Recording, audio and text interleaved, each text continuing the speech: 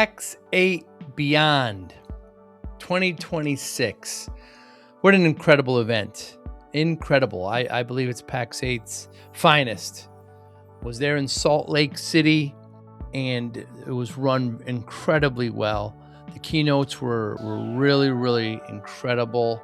Great messaging, great new announcements. The way they handled the media. We had a whole podcasting row and treated us really, really well. Well attended.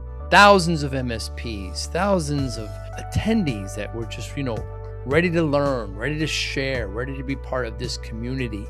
Really great event. They're in Salt Lake City, an unusual location in that I've never been to an event there before, but Salt Lake City did a really good job at hosting it. Beautiful there in the mountains, and absolutely the weather was incredible, although we didn't spend much time outside. But Podcast Row was set up incredibly well too by Pax8 leadership. Had 15 great conversations. First was with Brent Whitfield from New Charter, of course, from garage startup to 8-figure exit lessons for MSP leaders. Great conversation with Brett, great insight. Next was my friend Rob Scott from Monjura, of course. Why AI can't replace human expertise in high stakes decisions. Great conversation with Rob. Rob, so well-rounded. Really enjoyed. It's my second time talking with him on the podcast. Dave Meister from Checkpoint, from tech apprentice to global cybersecurity leader. Great conversation with Dave. Really, really cool insight. First time meeting Dave. Oh, and then Kim Simmons. My goodness. Second year talking to her at Pax8. I'm a big fan of her and her Cloud Contracts 365.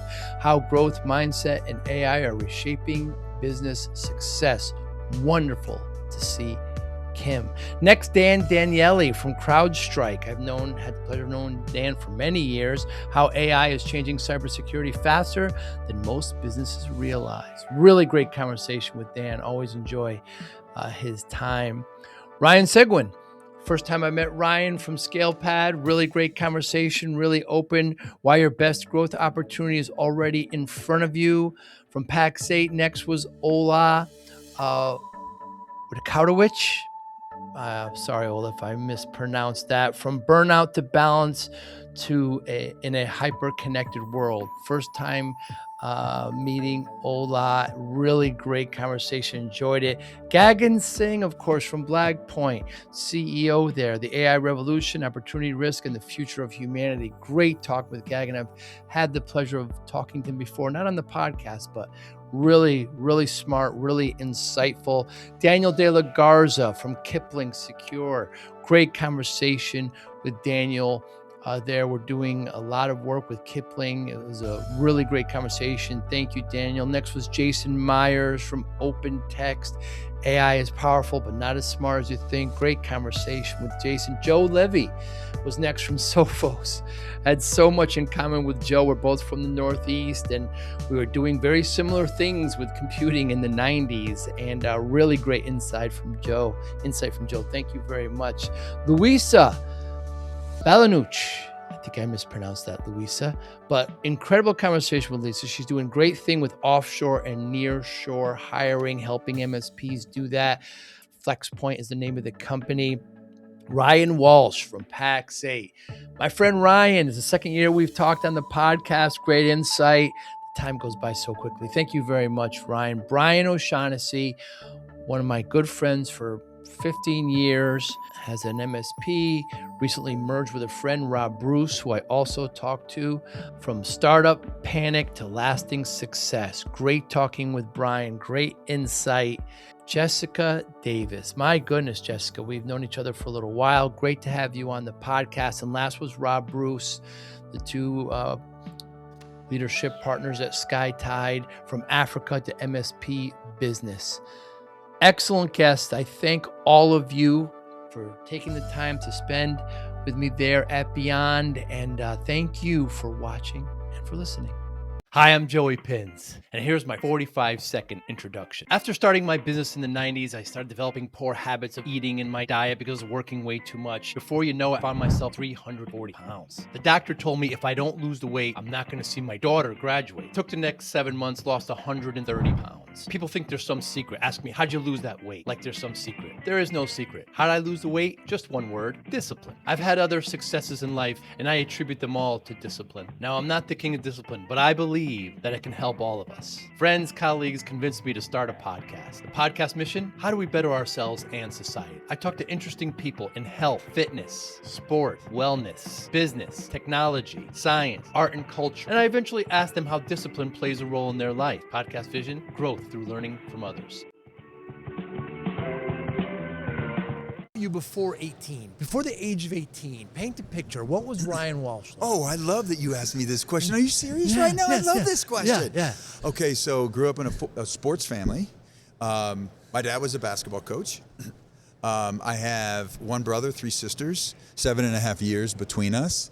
So Ryan Walsh as a before 18 was in every sport. In my high school, I was a peer counselor. Really? Yep. A peer counselor. A peer counselor, and then we also had like student senate. So I was all in involved. Wow. I was all in involved. Wow. Yeah, I loved it. I loved my experience. I was a good student. In this fast-paced MSP landscape, how do you stay ahead? Introducing MSPinfluencer.com, your ultimate hub for MSP news, insights, and community connection powered by Forza Dash. More than 75,000 MSPs subscribe to our MSP Influencer Pulse weekly newsletter, staying informed and ahead of industry trends. Tune in to emerging podcasts from Joey Pinz and leading MSP voices, offering essential tips, powerful insights, and success stories. Explore our multi-authored blogs, crafted specifically for MSP leaders, delivering fresh perspectives and actionable strategies. Celebrate excellence with the industry-leading Forza MSP Influencer Awards, recognizing innovation, leadership, and impact in the MSP community. Join thousands of MSP professionals who trust MSPinfluencer.com to grow their business and expand their networks. MSPinfluencer.com, where today's MSP leaders connect, collaborate, and conquer, all powered by the Forza platform, helping MSP vendors work effectively with MSPs and helping MSPs grow. And where is this? This was actually Columbine High School. Whoa. And the Columbine, principal, Colorado. and the principal that did a lot of the speaking on behalf of Columbine, Frank DeAngelis, he was my baseball coach. Wow. And he is, you don't want that to happen to anybody, but he is the perfect human to keep the community calm and settled and focused and human that you could ask for. He was amazing. He literally stayed on to Columbine longer because he wanted to make sure that everybody in that community had cycled through the school and, you reversed the reputation and the experience. Yeah. Wow. Yeah. Wow. So all 3 sports. All 3 sports. And so Or seasons, I should say. Yeah. So I was the best. I would say that I was most passionate about basketball. I was as good at baseball than anything else, but football was one of my favorites. Really? Yeah. Because I was a receiver and a friend of mine was a quarterback, and I just couldn't get enough. And Whoa. It was one of those things where it was the only sport my brother didn't do. So he played basketball, and he was a better baseball player than me. So I needed something when you're in a tight family like that, it's like, this is my thing. Right. And I was a pretty good receiver. So and I'm only 5'9", so right. It's like you better catch well because you're not tall and you're not the fastest. Receiver, guard, third base. Receiver, guards. Originally third base, yes. But I threw out my arm, so I went to second. That's second. And so my brother was, we were the infield. So he was shortstop and I was second base. And yeah. Did you play with the switch with the? I didn't switch. I didn't either. I could always, my brother was a special baseball player, so he could put it out. Is that right? I can get you a hit, so I batted first. Wow. I said switch. I meant to say when they shift, without the shift, the infield. Oh, we never did that. We never did that either. No, we didn't. I understood what was second yours? base. I was second base. Okay. But I understood. Oh, you're my people. I know you then. I know who you are. I'm soccer, but I played a little baseball. Okay, Mostly soccer. I know who you But are. second base, it's 2 bases ahead. I know where it goes, and depending on outs. But if that shift ever happens later on, the rules change. The rules All of a change. sudden, you're shortstop. I used to read the batter, so like if I could see based on the swing, he's pulling it, and I'm gonna. So I might feed lean the gap, and then start moving Yeah. when he swings. But yeah, that is funny. That's amazing. You asked that question. I love that question. Yeah. So politics. I mean, you were competitive. You Yeah. like the politics. You like the. It's fascinating. And Yeah. were you an overachiever? Would you say you were an overachiever? Yeah, I think so. Yeah. I think I wanted to be, it's in a big family, Irish Catholic family. It's like my brother and I mean, we all love each other. We were all great friends, all of us. But I was competitive. If he did something, I wanted to do it better. So here's an example. He was a top 10. He was like the 10th in his class. And I was like, well, I got to beat him. So I was salutatorian. Wow. And it's like, why? Because I want to beat my brother. Wow. And a lot of times it's like I get the teacher after him. It's like, oh, you're Sean's little brother. I'm like, first of all, little brother, you're killing me. Yeah. Do you have brothers and sisters? I do. I have a younger sister. I used to coach my daughters. And first practice. Are you serious? Yeah, in soccer. I coach my sons. Yeah. And first practice, I can tell the girls that had older brothers. Oh, yeah, 100%. You could tell right away. 100%. You could just, and I'd say to them, what's your brother's name? She goes, Coach, how do you know I have a brother? I said, I know. I know. You know this. Yeah. We were built-in friends. Yeah. And, like I said, 7.5 years between us. So we started in South Carolina and then moved to Denver. And we just had built-in friends. I mean, we meet each other's friends, and I love being in a big family. Loved it. Sports, academics, these were your passions. These are my passions, yeah. And I also like outdoors. That's why when we moved from Colorado, or from South Carolina to Colorado, I was like, I'm dying here. Wow. Just outdoors, Really? mountains, camping, hiking. I was a snowboarder, mountain biker. I was like, this is my place. Wow. And so I traveled a lot early in my career. So coming home to Colorado was like, this was it. It was it. It was it. Just being outdoors. And also Colorado's a good sports town. It is. It's a great sports town. Yeah. You get out of high school, you go to university, still the same passions. Same the passion, but one of the things that I went to a liberal arts school because I was just curious. So I liked a lot of topics. And so my brother he was a software developer, and he knew what he wanted to do. I liked everything. I was curious about a lot of things. So I'm like, well, I think I'm going to get my master's. So I think I'm going to go to liberal arts school. So I went to a small liberal arts school called Colorado College. Only 2,000 students. It was smaller than Columbine. Wow. And I loved it. I loved it because it just taught you how to learn, and I took different things. But ultimately, I thought I wanted to be a doctor. And after my freshman year, my advisor said, well, if you do that, you got to have all your classes going to be in that room over there. And I was like, well, I don't know whether I want to do that. So I took a year off and shadowed a doctor and worked in a hospital just to figure it out. Did you really? Changing bedpans. Yeah. And not glamorous stuff. But I was like, I need to figure out whether I want to do this for my life. And I learned that I didn't. And I came back and I know what I want to do. I love business and psychology. Huh. So I double majored in that. Wow. And then I got into I got into consulting with Deloitte, and I love that. Using technology to solve business problems. And then I was doing pretty well. Like I didn't need to get my master's, but I thought this is something I want to do. I told myself I wanted to do it, so I went back and I got my my business degree, and then went back into doing our thing. Wow. Did the tech bug ever bite you specifically? The tech bug did bite me. So here's how it bit me. When I went into Deloitte, I realized that I could solve business problems if I understand enough technology. Then I could be effective at understanding it enough to solve a business problem. That was how I was wired. I see. And then I got so excited about that. When I went and got my business degree, I came across somebody that changed my perspective about everything. It was my professor was a guy who wrote Innovator's Dilemma. Have you heard this book? No. Innovator's Dilemma, you have to read as a startup. And the premise is this: disruptive technologies. Like, why would startups overtake incumbent businesses? Why are they able to do that? They don't have enough capital, brand recognition, resources. How are they able to do this? And Clayton Christensen wrote the book, and the theory was, well, the reason that you can do that is because when you have a disruptive technology, not a linear one or just a evolutionary one, it's things that are changing who buys, a different market.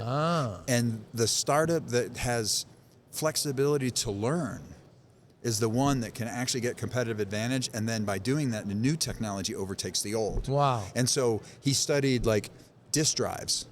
The 3.5, the 5.25 inch drive maker wasn't the same as a 3.5, and Interesting. Yeah, and that was like, well, that's surprising. And then he studied other industries like the cranes, nurse practitioners.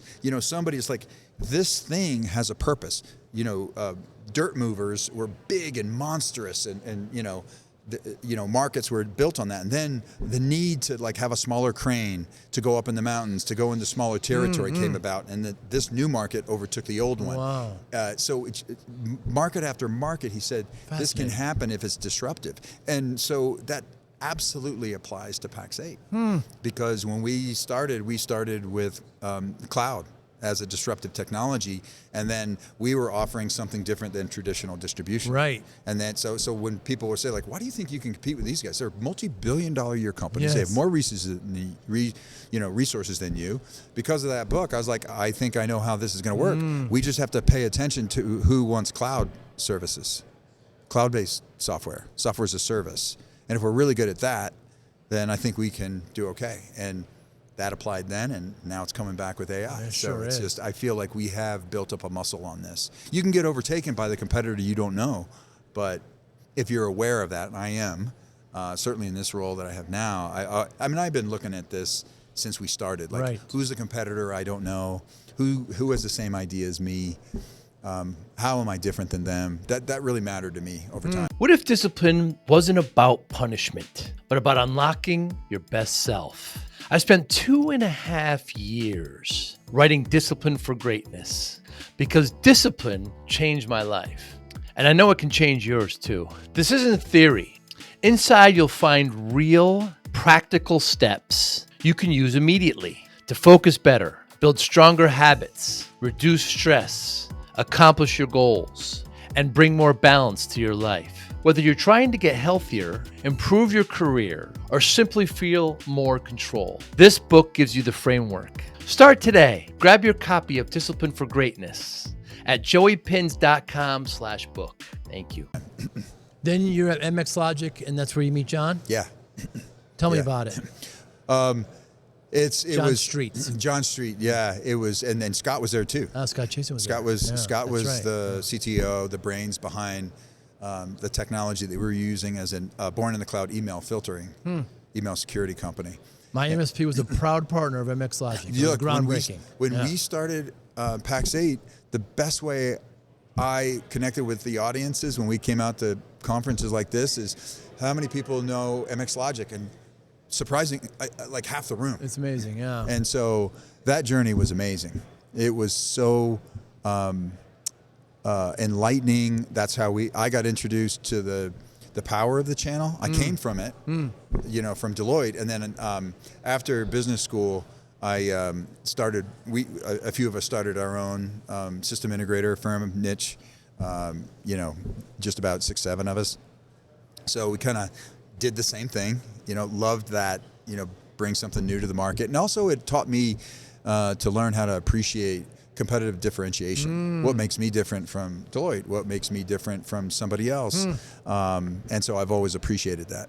And what did you learn about the McAfee acquisition of MXLogic? Because that was pretty disruptive. Yeah,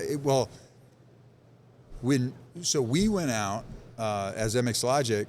We were being courted by Symantec, and it was mainly Symantec, but they were looking at somebody else. Interesting. And they went, if you remember, Message Labs. Yeah. They went with Message Labs. Wow. But they were looking at both of us at the same time. And then, so when that stopped, we're like, oh, we kind of set to join a bigger ship, and we're like, okay, that didn't work. Put our heads down. And it's like, well, let's just grow for the next 4 years. Maybe we, go public. And then McAfee showed up and swooped in. And it's like, and then Scott and I went in to their. We went into their cloud business unit. Scott was the cloud CTO. I was managing all of the email and web services at MXLogic. And then when I went into McAfee, they said, okay, we want you to run cloud and on-prem. Wow. So put those two things together. So for me, it was great because it allowed me to appreciate the vendor side. And I came from the partner side. Right. So then unbeknownst to me, because originally I was like, Walsh, if we look at your career, you're lost. You don't know what you're doing. Pax8 kind of completed this story. It's like, oh, read chapter 3. Right. It all comes together, Isn't that on the partner side, on the channel side, on the vendor side, and then now you have this marketplace in the middle. Yeah. And so from that point, how long until Pax8 was born? Pax8 was born 3 years into the acquisition of McAfee. Wow. Yeah, and I was getting itchy. I was like 3 years. Yeah. feeling like this is what happened. I thought when McAfee bought us, I thought they are going. I'll do it for a year, but I think I'll get. I want to understand how you take a disruptive technology and put it into an incumbent. I really want to understand how that works. How do you do it well? And they were doing it well. They were. They said, all right. When they acquired us, said nobody mess with them. They put a little fence around us and said, leave them alone. Don't try and roll over on them. Let them be the disruptive company that they are, and let us learn from them. And let them keep growing with our resources, our brand name. And so they did that. And I was like, okay, that's interesting. That's good. But then they lifted that. They said they were going to keep it there for 2 years. They lifted it after 6 months. Whoa. And that's when that's what happened. What happens is, you have that friction, and I was like, oh, okay, I think I'm getting antsy to go do another startup thing, and then Intel bought McAfee. That's right. And I was like, well, this is really different, and this is really interesting. That's right. I think I want to ride this a little bit longer. Yeah. And so I think that extended my stay long enough to see how that was going, and what you liked and what you didn't, and then John called me. And I told the story up on stage. Yes. That is exactly. He called me. Fascinating. He called me at the end of 2011, and we had this conversation. I remember where I was, and I was talking to my family. And it's like, you got to let your family know if you're going to do a startup. That's my advice to anybody. It's like, you better make sure everybody's in, because if not, it's going to be a road of sacrifice, and you got to be you got to move on. Conviction, belief, and we were, but I had to check with my wife. You ready for this? Is this going to get right? It's going to get bumpy, and so that's when I called him. Wow. I said, John, I'm not sure. And at the time there was an opportunity to stay and get rewarded for staying, and that was an enticement. But I knew, I'm like, that's the wrong reason to stay. Right. I appreciate it, but it's the wrong reason to stay. Right. I would just be slowing down what I need to go do. And then 2 things happened. I had the conversation with John, and I had the internal conversation with my wife. And what I concluded for myself to tell her is that I think I will regret this if I don't do it. Wow. Good for you. If I stay where I am and I'm not happy, I think I'll regret this. We could make more money, but I'm going to regret it in my life. I need to do this. And that's how it came to be. And she was on board? She was on board. My rock. Wow. Yeah. Fascinating where Intel ended up in that, by the way. Now the government owns part of it. Yeah. And what's happened there. It's crazy. Fascinating. It really is when you look at the journey, and especially, and here's the thing that's so ironic about the story, is that Clayton Christensen wrote his book with Intel. Intel had done it right. So he studied and he worked with Andy Grove. And here's what they did that did it right. What he revealed in his book is that when you're really good at what you do, it's not that you, like, why does disruptive technology overtake you? Were you stupid? No, the point was you actually did what you did really well. You were paying attention to your customers, and that's why you're successful. But that success could get in the way of disruptive technology. And so Clayton, working with Andy Grove, figured out, well, he needs to create incentives so that they don't do that. Wow. And so those incentives were, if you had a new technology at Intel, they rewarded you on margin. So if you had a new disruptive chip, if it was higher margin, he would reward you. Innovative. So he was rewarding innovation in there, and that's how they stayed in front of the curve for so long.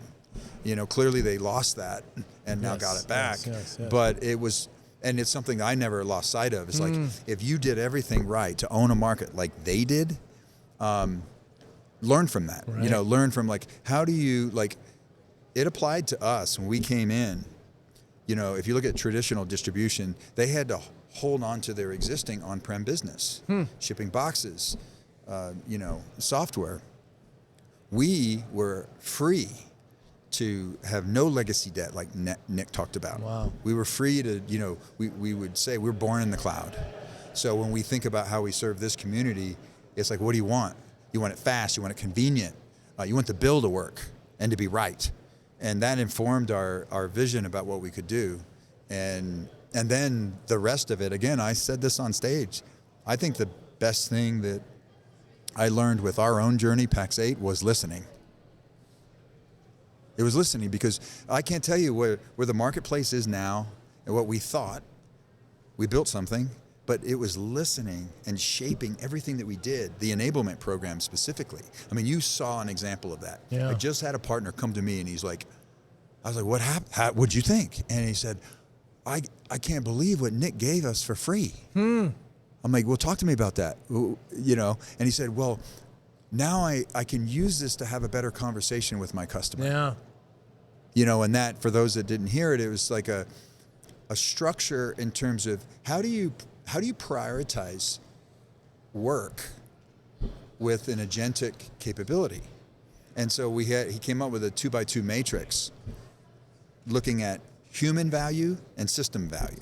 And so if you look at it as 2x2, you know, in the lower left, low human value, low system value, get rid of it. That's the drudgery of work.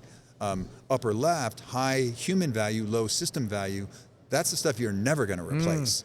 But upper right, that's amplifying human value. Fascinating. And that's where the agents working with humans can do more than we ever thought possible. And so Nick talked about how he took all the initiatives that we had and he scored it based on human and system value, and then it prioritized everything on the right.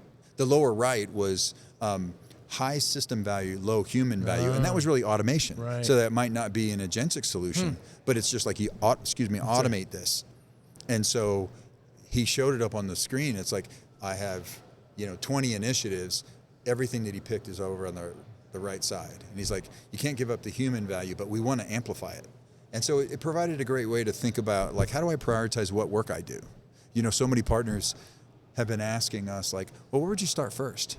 What would you do first? Well, there's a lot of material reproduced to give partners confidence that if they don't know where to start. And a lot of them, especially, smaller ones, less resources, are like, look, I'm just I'm doing all the work. How can you help me? I don't have all the resources maybe that a Shield does. So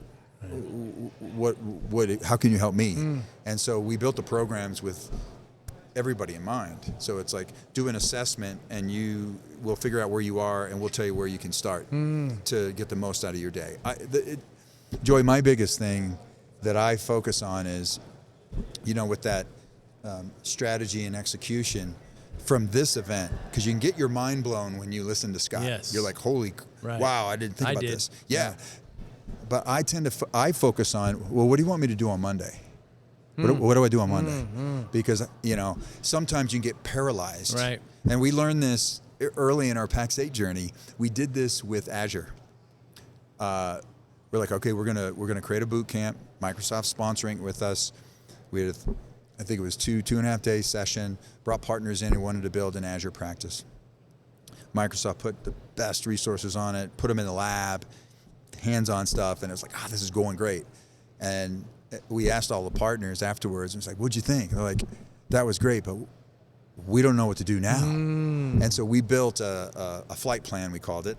It's like, okay, here's what you do over the next 120 days. You don't have to do it this way, but this is our recommendation because you're asking. We're giving you one way to do it.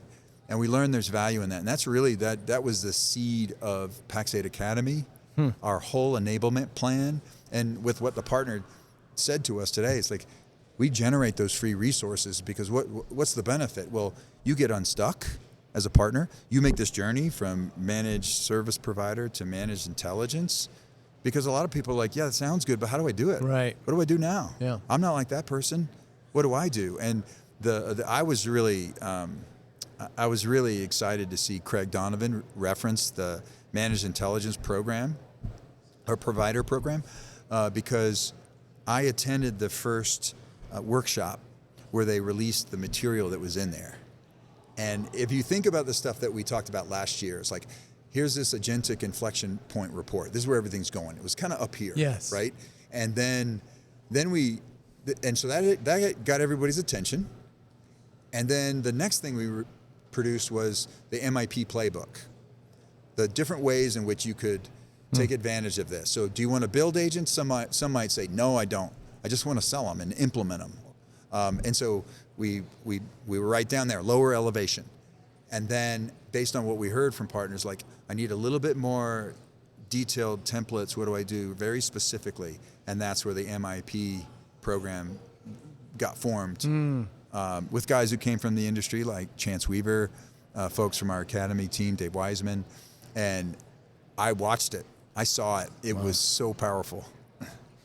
Because it was really detailed. Like, one of the things that I pulled up a stat. Are we doing okay? Yeah. I pulled up a stat that said, and I think it was Deloitte. Deloitte said, on average, companies were saving 3.1 hours in time. Right. But they said, That's your report, yeah. But only less than 1 in 5 small businesses actually redeployed the time. And I'm like, what?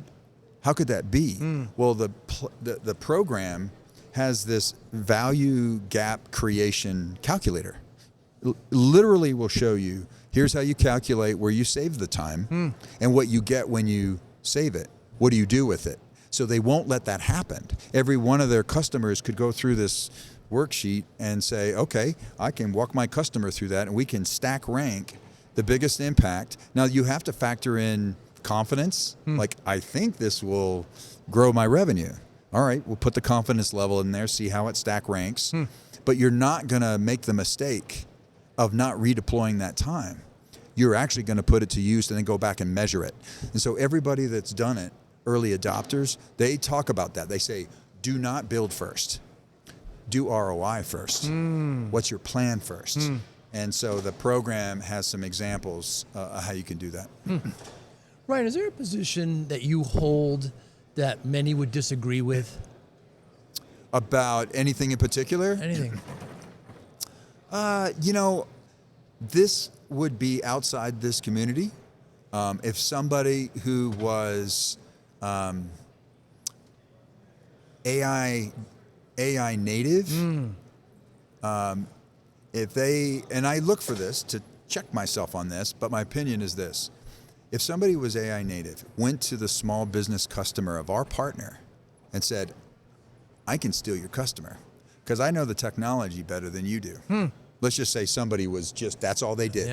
And they knew it. The premise would be, I can go to your customer and earn trust because I know what I'm doing. And you don't know this enough. You're dealing with, your existing world and you're not going to make the transition to this world. My opinion is the power of the trust that our partner community has in servicing their customers over time is a powerful currency. Wow. The most powerful currency. I don't think it lasts forever. I'm basically saying, look, they're coming. Business advisors, a lot of people who are learning this technology are going to come for those customers. But my opinion is, I think our community has the strongest position to win the relationship. Right. The strongest position to win the relationship. So we describe it as the last mile, which is don't think your proximity gives you the trust. Right. That you got to earn it, and that's why we want everyone to like start making this move now. Because, and what do I mean by that? I really want to be intentional and specific about it. I was thinking about it. It's like our partners have the bridge. Because the agents need to be secured, that's a big concern. They have to be governed, that's a big concern. The data has to be protected, that's a big concern. We just went through that wave with this community of learning the importance of security.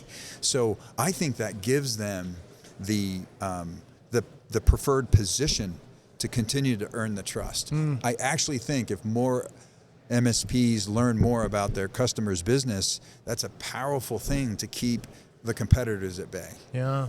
And so I'm excited about that. That's really good. Yeah. Is there a question you wish more people asked you?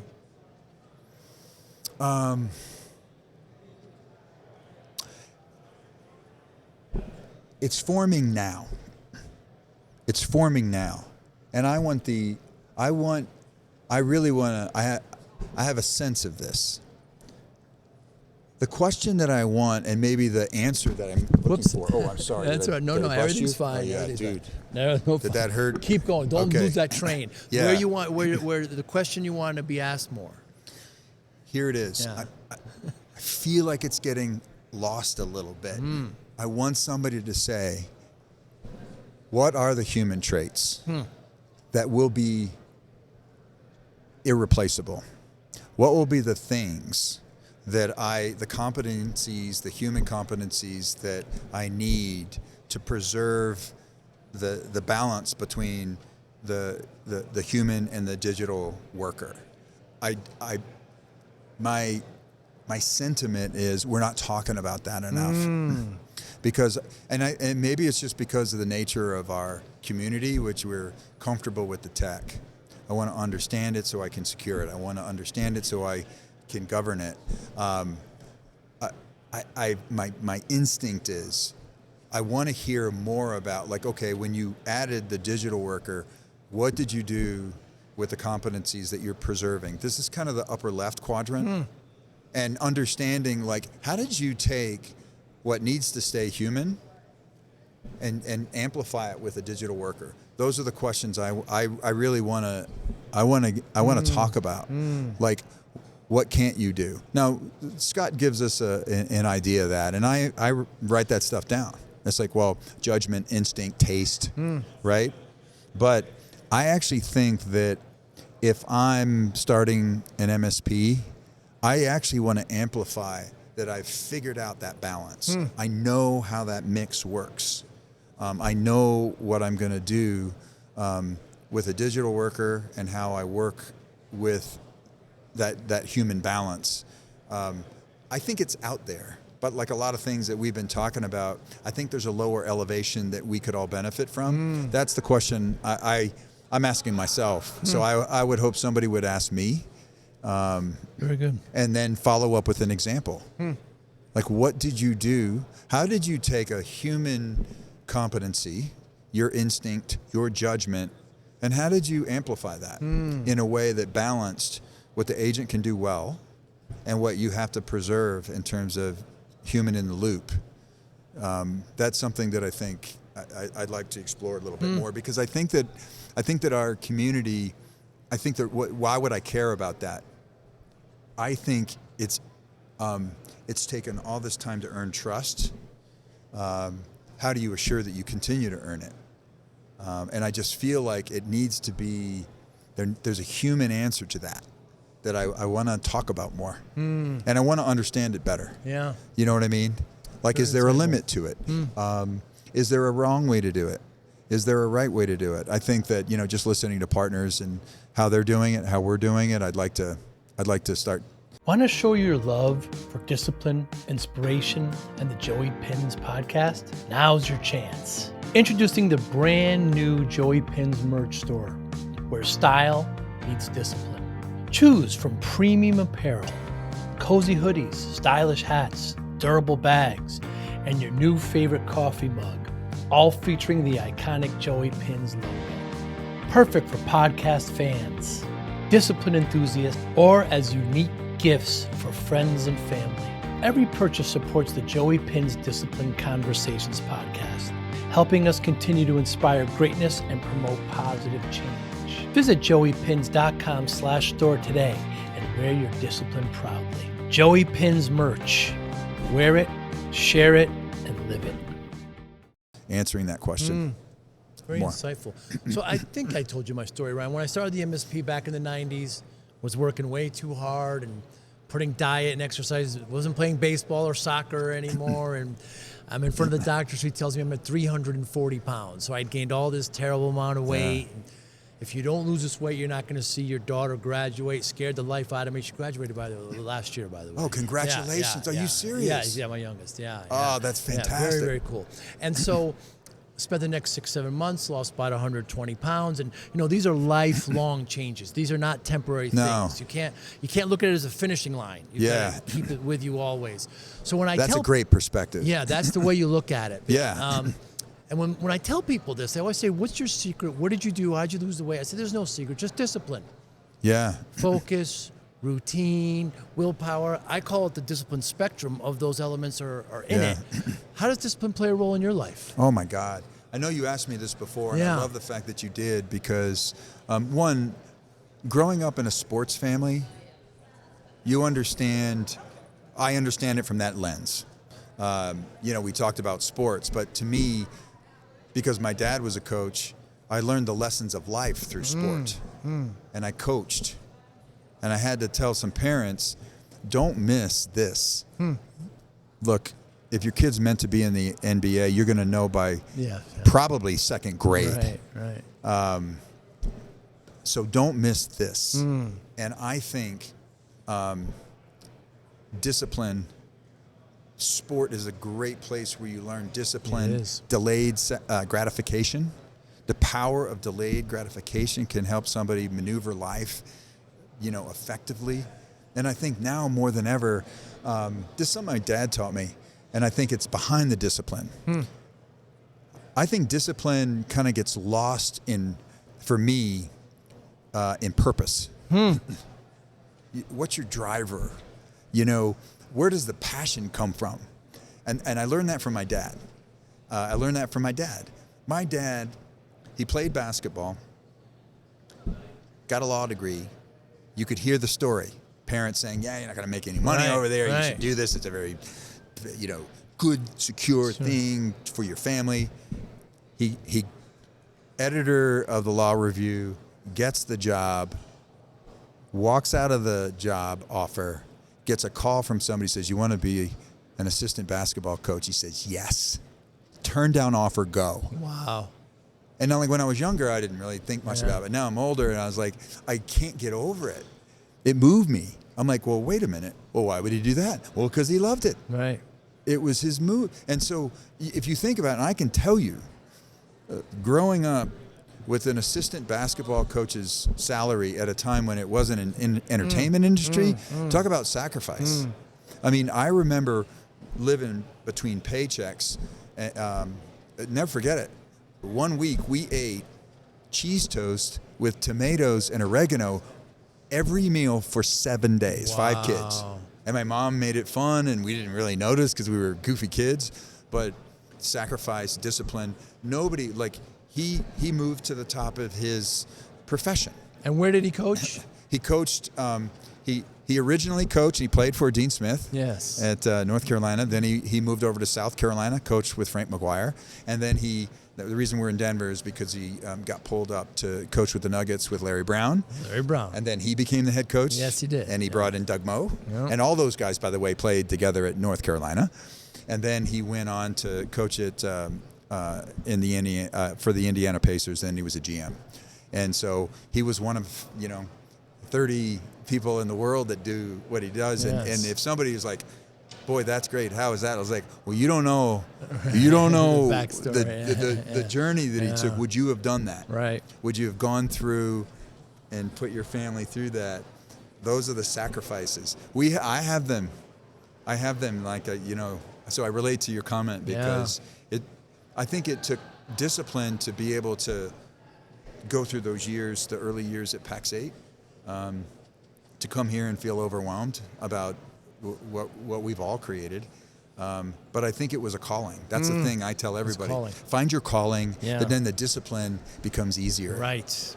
Do you feel like that? What was yours? Did you just feel like you had a reality that said, I have to change something because this isn't good for me? What was your calling? My calling was that it's not, I can abuse myself all I want, but it's much bigger than me.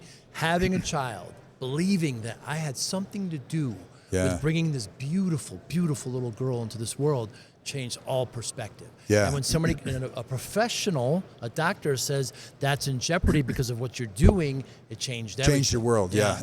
So now I find discipline, and there's no wrong answer, but to me, it's a lot of series of removing obstacles. Yeah, Creating that's interesting. systems, constantly creating systems and removing obstacles that may infringe on those systems. The friction. That's okay. Right. That's what I constantly do. Yeah. Oh, I like that. I like that angle. I need to send you the book. The book's been published, and You definitely do. And the TEDx. Yeah, we did a TEDx as well. Yeah.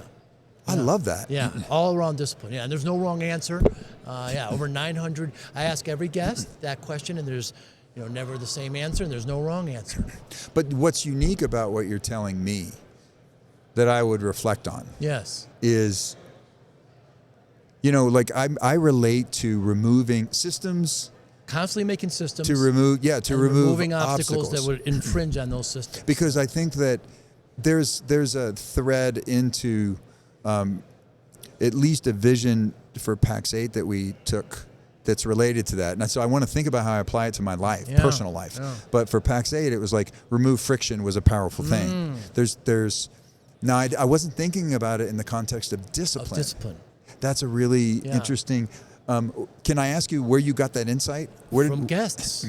Really? Yes. So my thesis is that it's 10 elements, that discipline is a spectrum of about 10 elements: focus, motivation, routine, etc. Yeah. And I got it completely from my guests. But there was a book that I read about habit forming, The Power of Habit, and